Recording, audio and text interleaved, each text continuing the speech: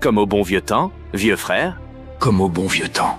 Alors, Sukuna, on fait la fusion Métamol ou les Potara? Ni l'un ni l'autre. Goku nous a simplement montré comment on fait. On va perfectionner la fusion par nos propres moyens. Ça me va. Je suppose qu'on doit faire la même chose? Exactement. T'es prêt?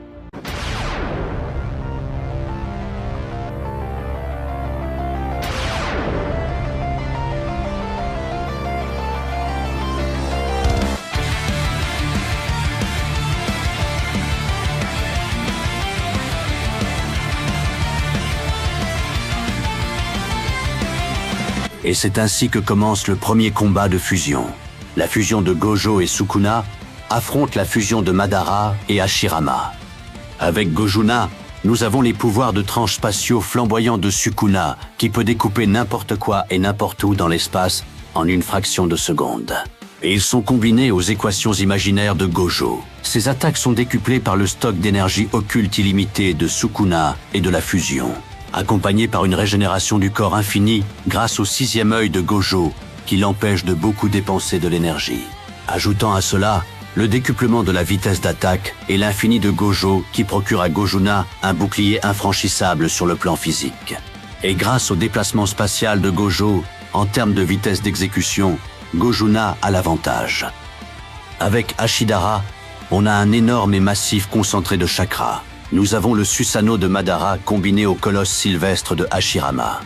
Le Susanoo à lui seul peut découper des montagnes sur plusieurs kilomètres.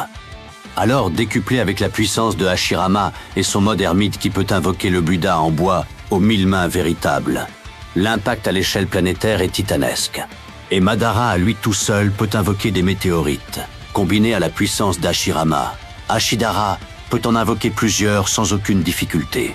Il est clair qu'en termes de puissance de destruction, Ashidara est largement au-dessus. Mais attention, dans un affrontement, le gagnant n'est pas toujours celui qui frappe le plus fort. Chaque caractéristique est décisive, que ce soit la force, la vitesse ou la résistance. Et tout peut basculer selon la situation la plus optimale. Prenons par exemple le combat entre Elsa et Katara.